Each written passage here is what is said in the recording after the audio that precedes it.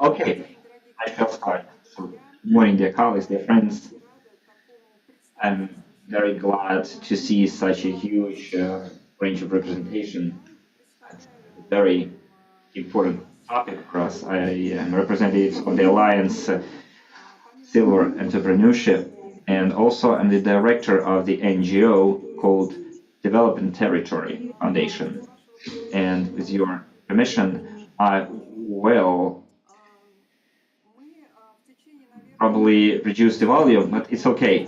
So for 10 or 12 years now, we've been working on the topic of the elderly population generation, with the topic of taking care of the elderly, but the active elderly population and entrepreneurship among the elderly population was a kind of a dormant topic.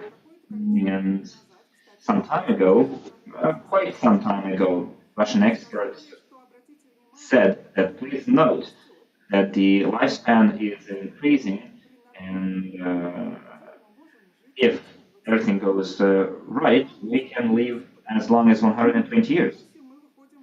But we retire at 55, 60 years old, and we can live up to 120, and which is a whole life, an entire life. And here you can see this line of active elderly population. Then they start have different medical conditions, progressing conditions.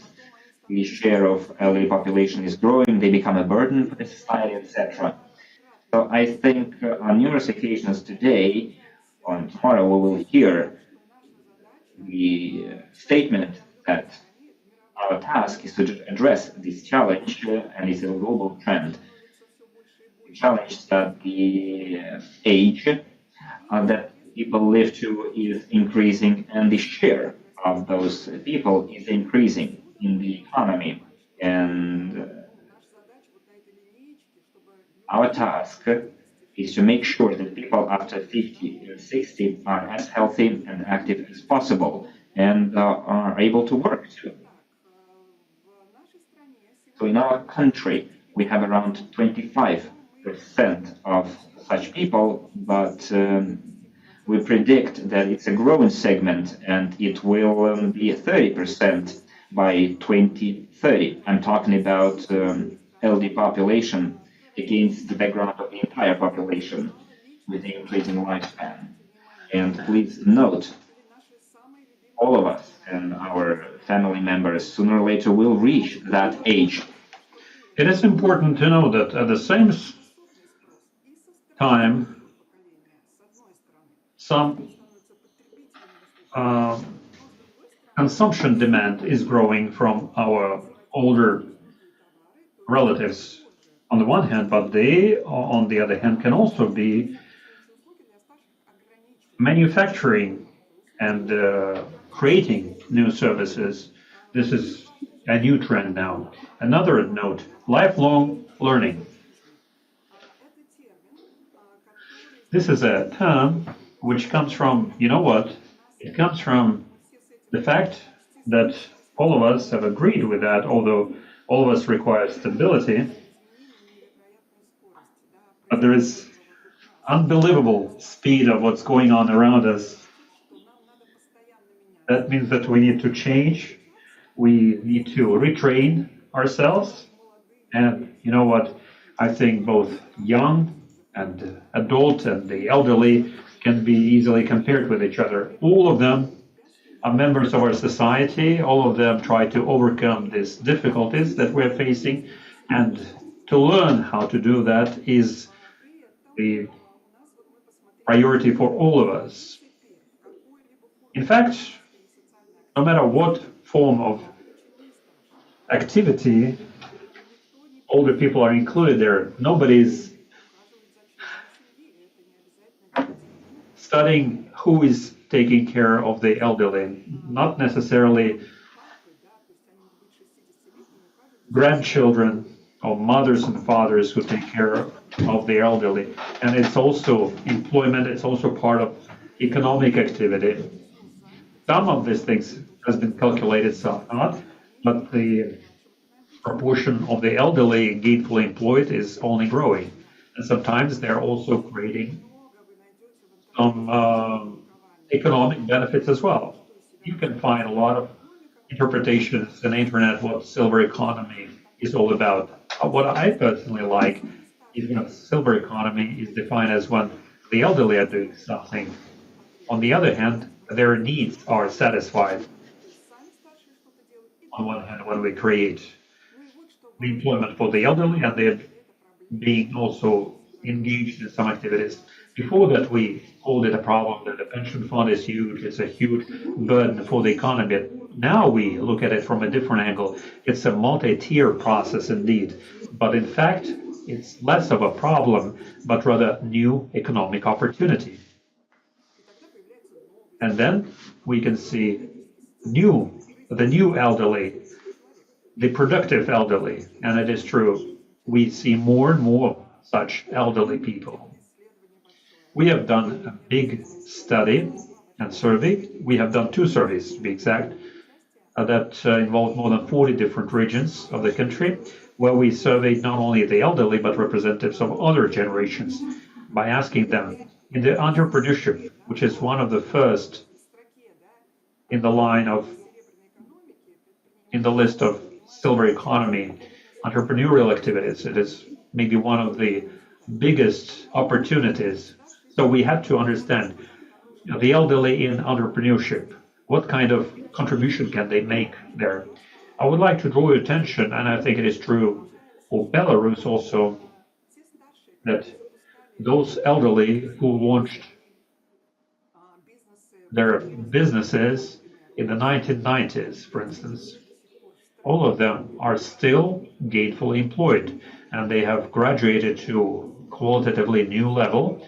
In many senses of this word, they're the foundation of our business sector. But other recently retired people are joining in.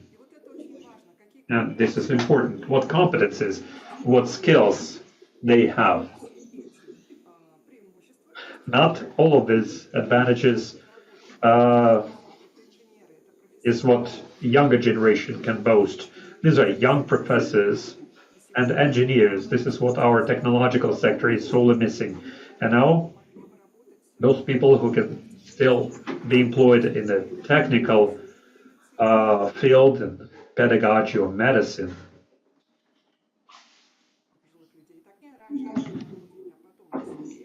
Because the trend is when our older people first think about their motherland's needs and only after that about them. Also love of labor, social behavior. Unfortunately, the internet connection is breaking up.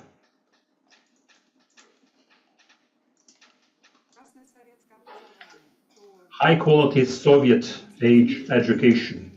So we see no deviation from the patriotic thinking, love for the motherland, and the low dependence on devices and gadgets on one hand could be disadvantaged, because which skills are now more trendy? And I specifically share it with you because we have studied it and noted for ourselves that maybe in some respects the elderly are lagging behind the younger generation. And they need to catch up, they need to learn it.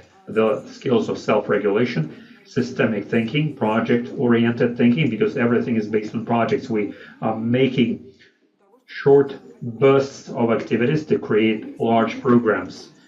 Intersectoral communication, computer literacy, that's where they need to catch up for sure. Creativity is the norm of today. The speed of processes that you need to catch up with. Empathy, I guess the elderly are not lagging behind in that regard.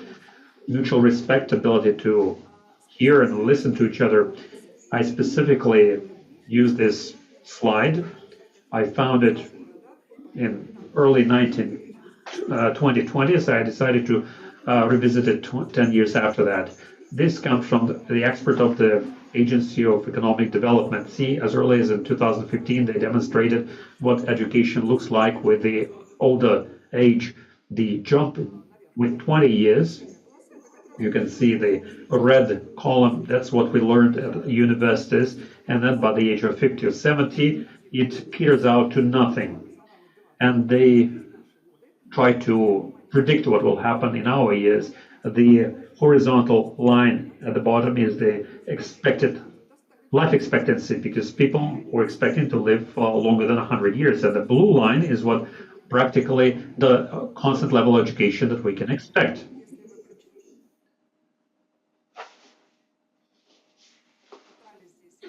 If you read here that education is important, learning and the experiences related to that, happiness, joy, trust, and love should be all in the center of education. If we are moving in that direction, what kind of education should we have?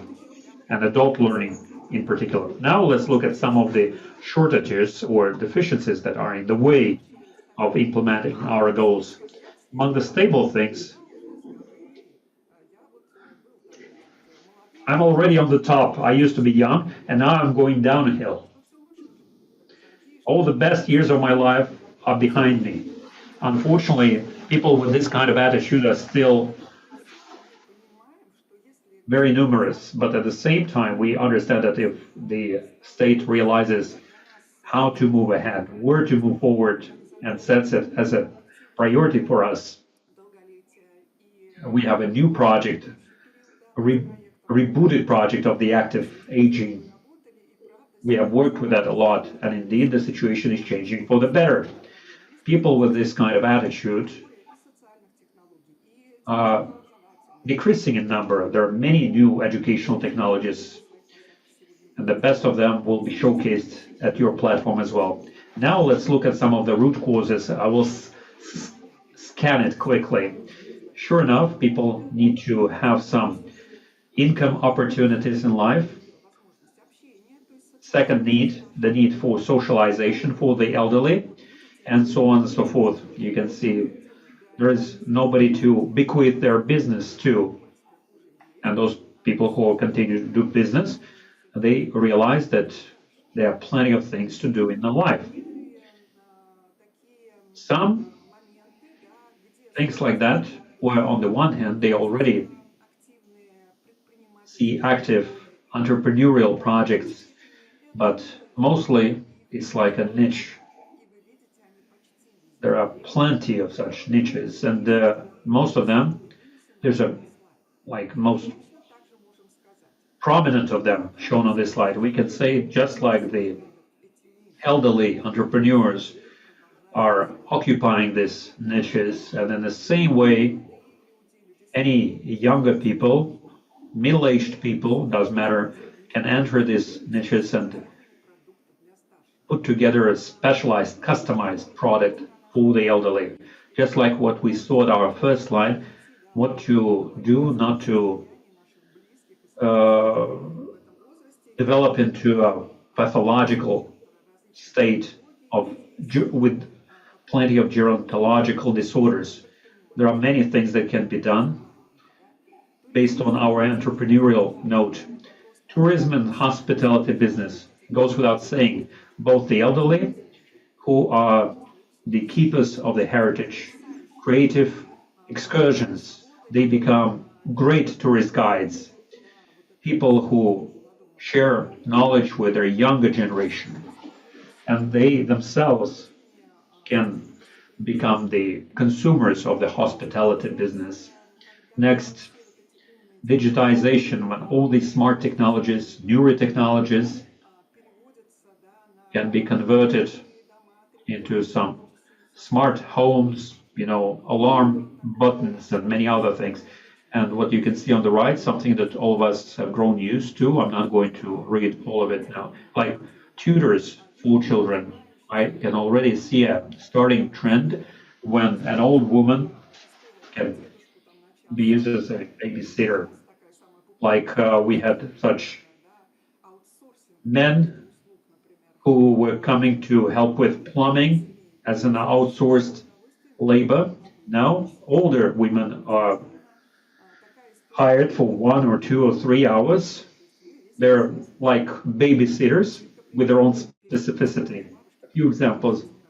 First ever in the country, all the women entrepreneurs with the global renown, our famous old women who all of a sudden drew a lucky lottery ticket. They sang at the Eurovision and they could have gone into oblivion, but no, they continue to be active in their native village. They're highly entrepreneurial there because now they invest into their territory.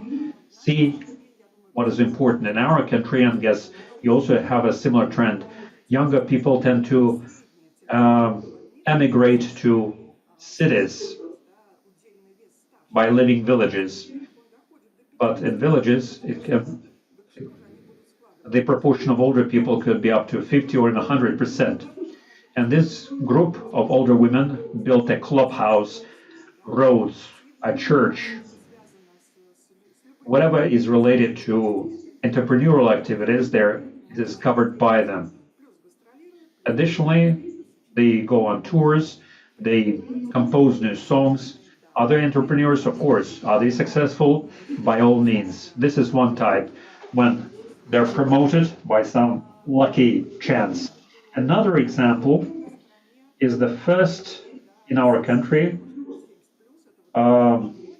village artist, 70 plus. When they collect throughout all their life these new competences and skills, their knowledge and experience, and all of a sudden it is combined into something new. That older woman has always been an English teacher, and she lived and worked in some remote village. Sometimes she tutors younger kids, but she's losing her target group, the consumers of her services, and instead she took up art. It is considered to be a primitive art. You can see an example of this picture, but you cannot imagine the effect of her personal exhibitions. She was exhibited in Paris already because there are all sorts of senses. They're like puzzles of pictures which you can use to learn English or famous quotes. Is it interesting? Of course it is. So basically they can reconfigure their specialization, become entrepreneurs in a new sector. See, we love her very much. She makes Gucci style bags out of tin barrels or tin pails. I try to show some of the best examples. This is also an example from our country. Sometimes our pensioners create a museum. This one is unprecedented. See what one retired pensioner did as a museum. Many people come to visit it from all over the country. Also, pottery workshops are created all over the place. What do they make? That particular pensioner makes these toys out of clay. And these clay toys, you can see a whole army of them. They're all famous people from that land, from that region. That's where Pushkin wrote Captain's Daughter. Here you can see both Pushkin and Dal and soldiers and every single individual depicted in that mini museum in form of this toy or sculpture. Is some kind of personality, or a person can be an ordinary person or a famous person, but all these people who once lived in that village. This is a great story, a very interesting and entrepreneur, the first ever advertisement model of social entrepreneurship. 70 plus old woman Hanair. Social entrepreneurship in Maleturish village. Virtually all the elderly women there are very bright and vibrant. When they see that sometimes they don't have enough money to buy bread because the village is expiring there, and the first project of social entrepreneurship was launched there 15 years ago, and her granddaughter is one of the main drivers there. It all started with a small factory. They started to make and package their honey. You can see the wooden spoon called Caramel Factory and they are collecting herbs and small berries that they collect in their forest. They cover it by sugar syrup and it turns into a candy on a stick. If not for sanctions, it would be a great success story. Before sanctions, they already were exporting their products to about 10 countries of the world. Thank you. Thank you very much. It was a great story. We are over time already as is. I'm coming to an end of my presentation. Yes, please. Because we need some time for Q&A as well. Yes, okay. See, we have also a ski resort built by our pensioners. Thank you. Thank you very much. Thank you.